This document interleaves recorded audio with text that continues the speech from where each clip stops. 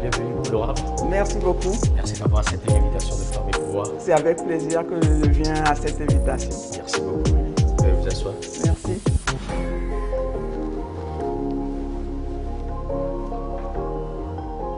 Sans tambour ni trompette, elles ont brisé le fameux plafond de verre qui les confinait à des fonctions subalternes. Elles sont dans le domaine aussi varié que les mines, la finance, les nouvelles technologies, la politique. Elles sont des femmes de pouvoir. Comment vivent-elles cette position de patronne, d'autorité, dans un pays largement dominé par les hommes? Bonsoir à tous et bienvenue dans Femmes et Pouvoir, votre nouveau magazine consacré à la mixité dans la vie publique et en entreprise. Pour ce tout premier numéro, nous recevons pour vous l'honorable maître Raymond Kaï Boué Alla de Souza. Bonsoir l'honorable. Bonsoir du bien. Merci d'avoir accepté notre invitation. C'est avec plaisir.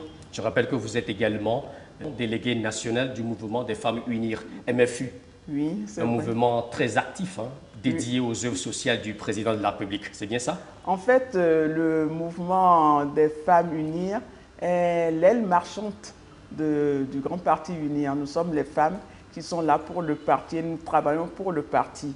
Et c'est plus politique maintenant que n'était la Convention des femmes pour unir qui était plus basée sur les œuvres sociales du chef de l'État. Honorable, notaire, quelle est pour vous la définition du mot pouvoir? Vous savez, le pouvoir a plusieurs significations. En tant que juriste, Oui. le pouvoir... Ah, vous êtes juriste? Oui, D'accord. oui, en tant que Juriste de formation. Oui, juriste de formation. Ok. Quand on dit on a le pouvoir, c'est-à-dire qu'on a la capacité, Oui. on donne la capacité à quelqu'un d'autre de pouvoir agir en notre nom. Mais plus globalement, le pouvoir, c'est peut-être l'autorité qu'on peut avoir sur une ou certaines catégories de personnes en fonction de sa position. C'est une marque d'autorité envers différentes personnes. C'est ça qui est le plus important en fait dans le pouvoir parce que chaque individu a un pouvoir sur quelqu'un. Oui. Donc en fonction... Quel que soit l'endroit où il se positionne. Exactement. Tout à Donc, et le pouvoir suprême, c'est Dieu. Le pouvoir suprême, c'est Dieu. Oui, voilà. On prend le cas de l'honorable, le pouvoir que vous exercez en tant qu'honorable. Oui. Est-ce que pour vous, ce pouvoir se traduit différemment dans votre vie personnelle et professionnelle? Oui, vous savez, dans la vie professionnelle, le fait de porter le titre d'honorable, Oui. ça donne une certaine respectabilité. Donc, les gens, la population nous voit déjà comme des hommes et des femmes de pouvoir, que c'est nous qui décidons de leur avenir. Tout à fait. Oui. À l'Assemblée nationale, par À exemple. l'Assemblée nationale, oui. Oui. Nous sommes les représentants du peuple, mais qui décidons aussi de leur avenir. Oui. C'est fort, hein? Ah oui, c'est Donc très, vous très fort. décidez pour le peuple. Oui, oui, nous décidons pour le peuple qui nous a choisis pour nous amener à l'Assemblée nationale. Tout à fait. Donc c'est un cercle. Oui. En fait, on se tient tous par la main. Oui. Le peuple nous envoie en mission Oui. à l'Assemblée nationale et nous travaillons à l'Assemblée nationale à la place du peuple. Tout à fait. Mais à la fin, on revient toujours vers le peuple Oui. qui est censé nous élire pour aller le représenter à l'Assemblée nationale. D'accord. Maître Raymond Kaï, pour vous, est-ce qu'il y a une différence dans l'exercice de ce pouvoir que vous exercez, si on est une femme ou un homme? Oui, vous savez, en fait, quand on voit le pouvoir en termes d'autorité, Oui. avec les femmes, c'est beaucoup plus difficile d'imposer son autorité vis-à-vis des hommes.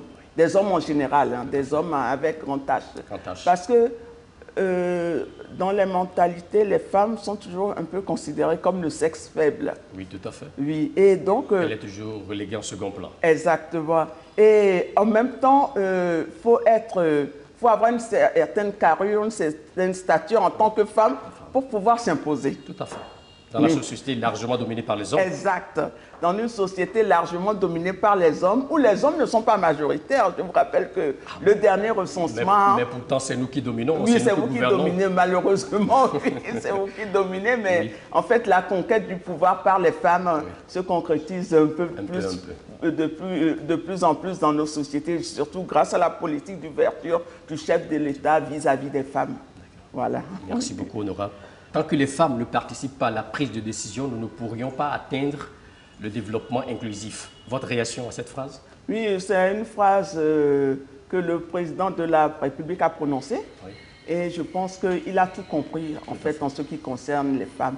Parce qu'il faut une inclusion pour que les femmes aussi puissent se développer dans la société, mais aussi pour que la société puisse se développer. Sans la femme, la société ne se développe pas, mais vice-versa aussi, sans l'homme non plus. Mais c'est parce que je pense qu'il a voulu appuyer qu'on doit de plus en plus intégrer la femme, qui est majoritaire. On est environ, avec le dernier recensement, à 52%. 52%? Oui, 52% sur 8 millions d'habitants. Vous dominez largement. Ah oui, on domine largement. Donc sur 8 millions d'habitants, vous voyez, oui, mais le pouvoir est entre les mains des hommes. Tout à fait. Donc il est important que les femmes aussi se rendent compte du rôle essentiel qu'elles peuvent jouer dans les sociétés, ou dans notre société en tout cas. D'accord, c'est aussi très important pour que les femmes puissent participer à ce développement inclusif. Oui. Donc les femmes, c'est un constat, les femmes refusent de s'afficher quasiment, surtout en politique.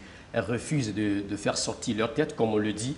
Est-ce que pour vous, c'est le poids de la tradition ou tout simplement, au Togo, il n'y a pas encore assez de compétences féminines, maître? Oh non, on ne peut pas dire ça. Au Togo, on est même très très loin. Il y a de nombreuses compétences féminines, mais elles sont cachées. Sont cachées. Oui, c'est le poids de la société. Le poids de la société, c'est vrai qu'il y a les traditions qui sont un peu difficiles. Les stéréotypes. Oui, mais sinon il y a des femmes formidables au Togo avec de nombreuses capacités. Il suffit juste de pouvoir les mettre en avant pour pouvoir dire que oui, les femmes ont des compétences au Togo. C'est parce qu'on ne va pas les rechercher là où il faut. Et ce qu'il y a, c'est que les femmes aussi, c'est vrai qu'une grande majorité ont peur d'affronter ce monde-là. On peut. Oui, parce que c'est un monde difficile. Faut avoir, on est des femmes, mais on a des carrières d'hommes. Je dirais peut-être c'est ça, parce que ce n'est pas facile.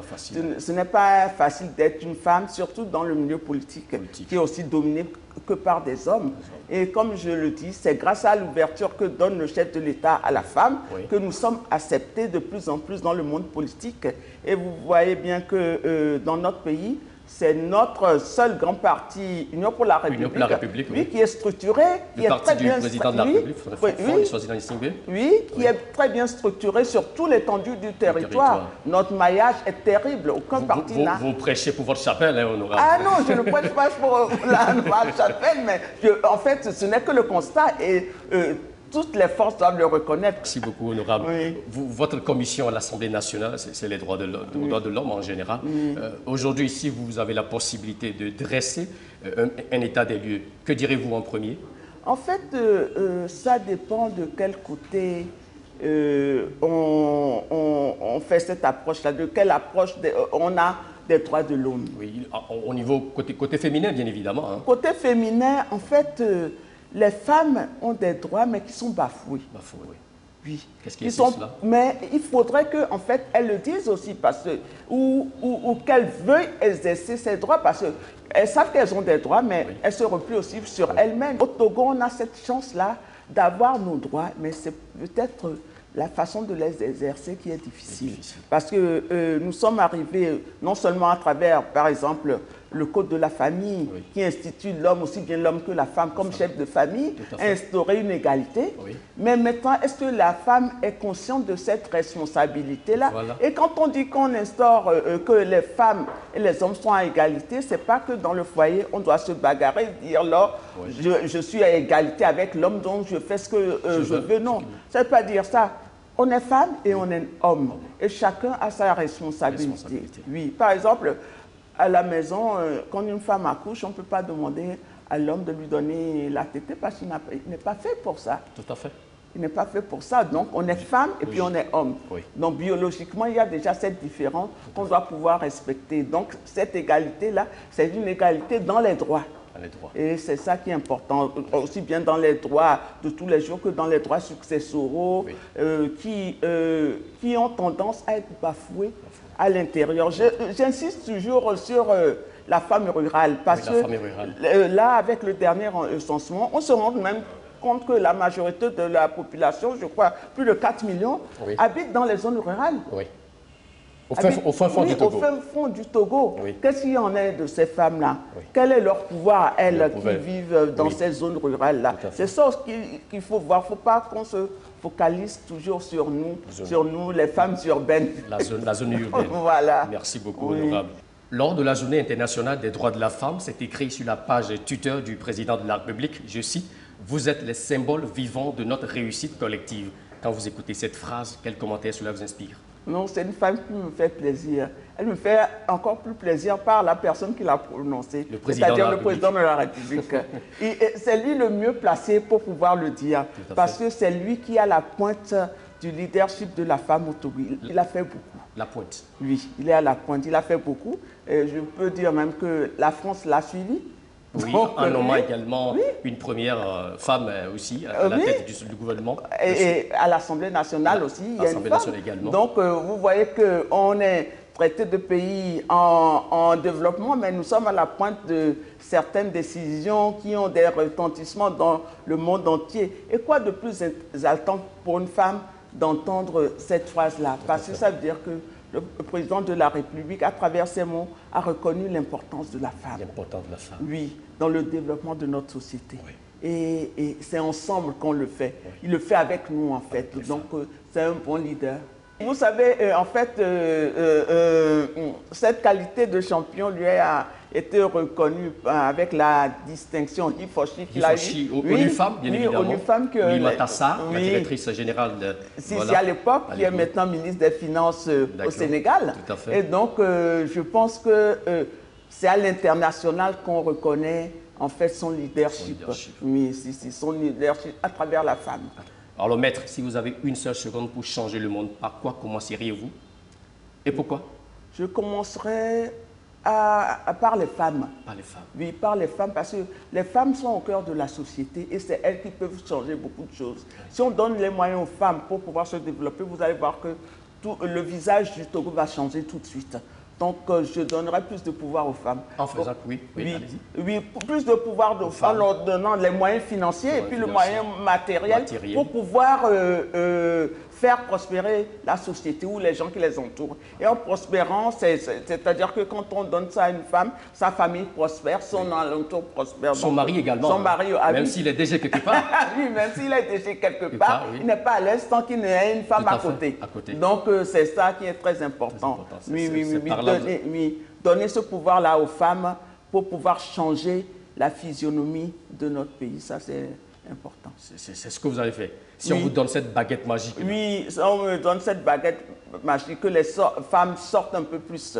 Parce que donc ça mettra fin à la fin. Vous savez, parce qu'on a parlé de droits de l'homme. Alors, avoir à manger, avoir de l'eau potable à boire, avoir le droit à la santé, ce sont des droits de l'homme aussi. Donc, on oublie souvent ça, on pense que les droits de l'homme, c'est seulement voir ceux qui sont en prison, tout ça. Mais le droit à la vie aussi, c'est un droit de l'homme. Le droit à trouver à manger chaque jour, à trouver de l'eau à boire chaque jour, ce sont des droits qui sont importants, surtout avec les changements climatiques que nous avons en ce moment. Ça bouleverse beaucoup de choses dans nos vies. Et donc les femmes, là par exemple, dans les villages, tout ça, ce sont les femmes qui vont puiser l'eau au marigot. Celles qui vont transformer les couscous que nous consommons en ville. Exact.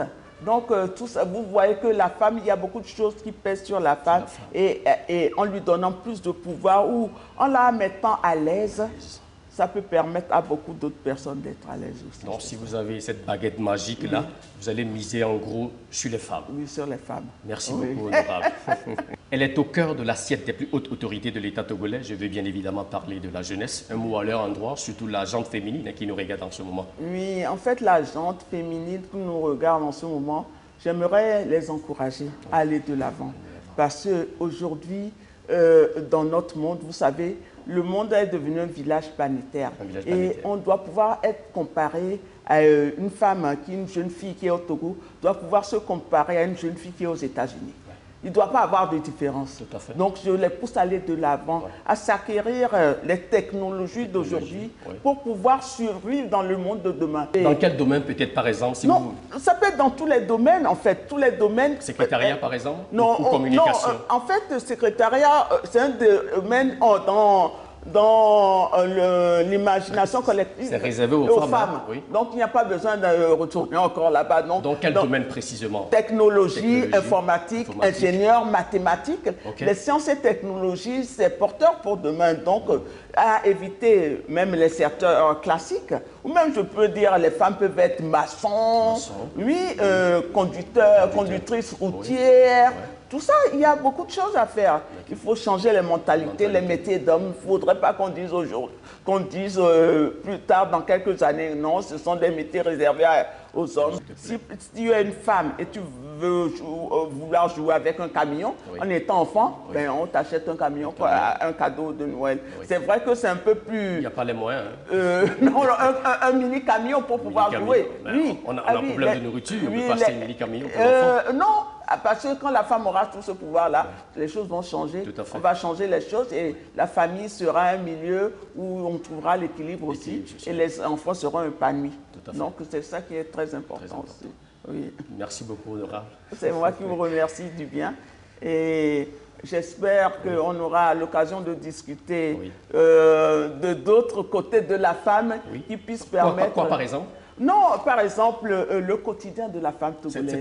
C'est-à-dire, quotidien de la femme togolaise, concrètement. Le quotidien de la femme togolaise. Il faut appeler un chat par un chat. Oui, par exemple, ce n'est pas le pouvoir, le quotidien de la femme togolaise. C'est quoi, la nourriture? Oui, voilà.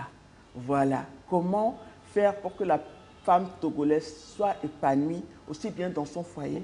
Les femmes, en fait, je peux dire, mais au sein du foyer, ont le pouvoir. Oui. Parce que c'est elles qui commandent tout à la maison. Oui. Mais ça ne veut pas dire qu'elle est épanouie. Donc, vous parlez financièrement, en gros. Oui, donc, pas seulement financièrement, parce que l'argent ne fait pas le bonheur, mais il faudrait que, en fait, ces conditions de vie s'améliorent. Et je tourne mon regard surtout vers les femmes en zone rurale. Je ne parle pas des femmes en zone urbaine. Leurs conditions de vie s'améliorent. Ce que les accès faciles qu'on a aux différentes structures en ville, qu'elles aient ça aussi dans nos campagnes. C'est possible alors? Oh, oui, c'est possible. Ça reste la volonté? Oui, c'est une volonté, mais qui se concrétise à travers la politique du chef de l'État. Donc, c'est ça qu'il faut continuer à faire tous les jours pour que, dans quelques années, toutes les Togolaises puissent être épanouies. Dans quelques années, toutes les Togolaises seront épanouies. Oui, j'espère bien. Merci beaucoup. Merci à vous. Merci beaucoup, honorable, d'avoir accepté de répondre aux questions des femmes et pouvoir. Oui, merci à vous du bien. Et donc, bonne chance pour votre émission alors. Merci, merci. Bonne continuation à vous. Merci beaucoup. Merci de vous. Femmes et pouvoir, c'est terminé pour ce soir. Merci à vous de nous avoir suivis. Bonne suite de programme sur vous, sur la télévision togolaise.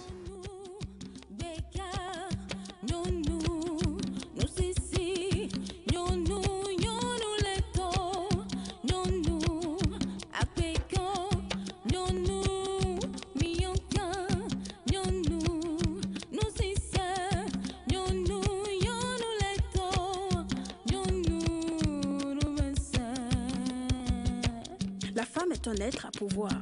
Et si l'on se refuse d'ouvrir les yeux pour voir, c'est parce qu'elle se perd, se cherche, dans un monde où sa place se sépare tous, sauf par elle qui fait encore la ronde. Dans notre société, le pouvoir qui passe, c'est celui qui s'exprime. Il est donc temps que la femme dans les grandes sphères aussi s'imprime. Il est temps pour elle de révéler son pouvoir et au-delà de son pouvoir légendaire mais abstrait, de se faire voir aussi.